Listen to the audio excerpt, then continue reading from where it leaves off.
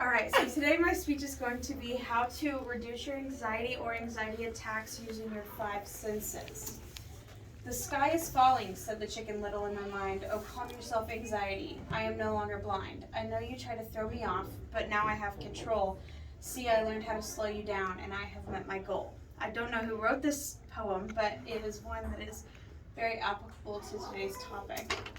So I have had major anxiety for about 9 years, and through those 9 years, I have had to learn to calm them down and reduce anxiety attacks. And one of the best ways I found to do that is to incorporate all 5 of your senses. So I'm going to talk about 3 separate techniques today.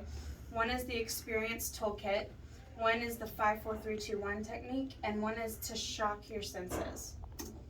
So the Experience Toolkit is mainly used for reducing stress. It's a distress tolerance technique, and lowering your stress overall can help lower the risk of having an anxiety attack or bring you out of an anxiety attack. The Experience Toolkit is a completely immersive experience, so you want to incorporate all 5 of your senses at the same time. In order to do this, you want to have something that's pleasurable to touch. This could be a lotion, a soft blanket, a hot drink, a hot bath, a hot shower, or fuzzy socks or a stuffed animal, or anything that's just like pleasantly like calming to touch. Weighted blankets also work really good for this. For your sight, these are things like candles that you like to watch, or a video of the waves crashing at the beach if that's calming to you. It could be like birds flying, if that can be peaceful to some people because of the constant motion. Or maybe it's just a picture of a favorite memory. For sound, this could be things that are calming. So to me, I like running water, the sound of rain, or even like spa music playing in the background. But for some people, what's calming to me might not be calming to them. So for them, it may be worship music or praise music or something along those lines. For scent, this could also be things that you've already incorporated, such as lotion, candles. If you have like a bath or a shower bomb of some sort, that can be really helpful. Or even fragrant food or drinks. For taste, this is where it gets iffy. For the experience, you want to be able to taste something, but this isn't permission to go binge. This isn't permission to go eat your feelings. This is more of like something that's pleasurable to your senses. So what I highly recommend is sucking on dark chocolate for at least 5 seconds. Not eating it, not chewing it, but just sucking on it, because dark chocolate is proven to raise your dopamine levels, which also reduces anxiety. But if you don't like dark chocolate, you can also have hot tea or hot coffee, or suck on a mint or something of that nature. Now, for my personal, the way that I use this is I like to incorporate all of it into one big experience. So I would have a hot bath with running bath water, a candle lit, the lights turned out, music playing while drinking hot tea or sucking on chocolate. So I am doing everything literally at once. The best way to make sure that you have this ready is to make a little bag or a box that has everything that you need. So when you get stressed out, you can just pull it out and be like, okay, here's my stuff, plan of attack. While the Experience Toolkit is really beneficial to reducing stress, it is not always plausible to use all of these things in the middle of a panic attack, especially if you're out in public. And that is where the 5-4-3-2-1 technique comes in.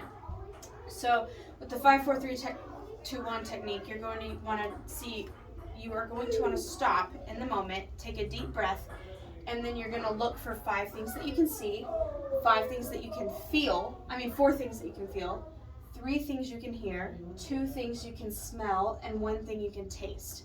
So you want to be verbal with this, because you're trying to take your mind off of whatever thought it's racing on, because typically anxiety attacks are based off of past or future events, not the present.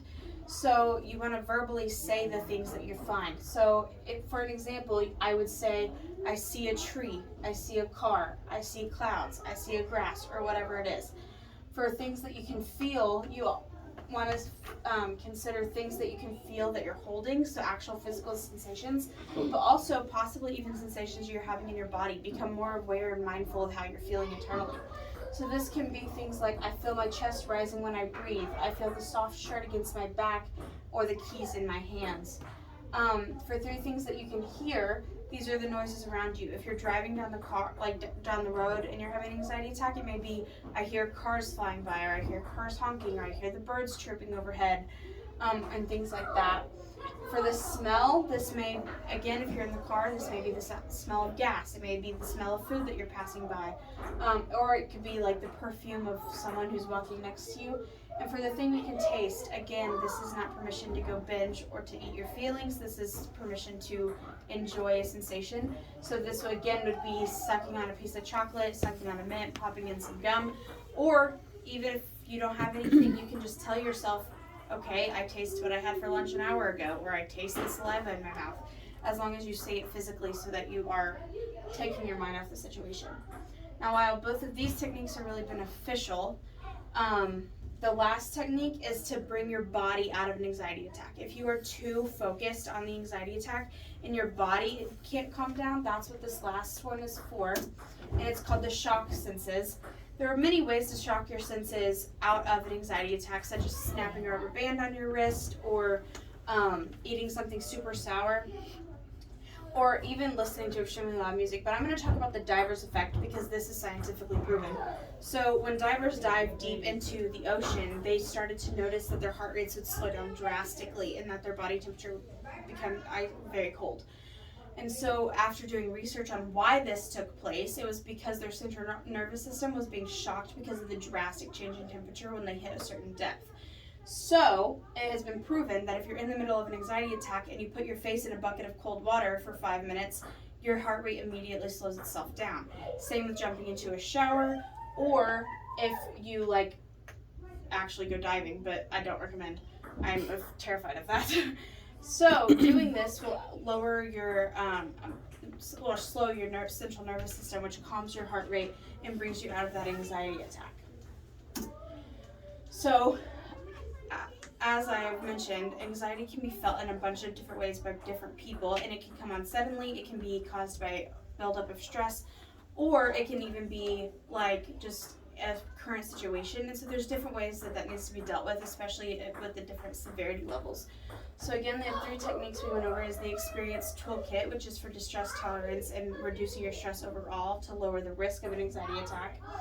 The 5, 4, 3, 2, 1 technique, which is to bring your mind back to the present moment. And the shock senses, which is to bring your body physically out of the anxiety attack.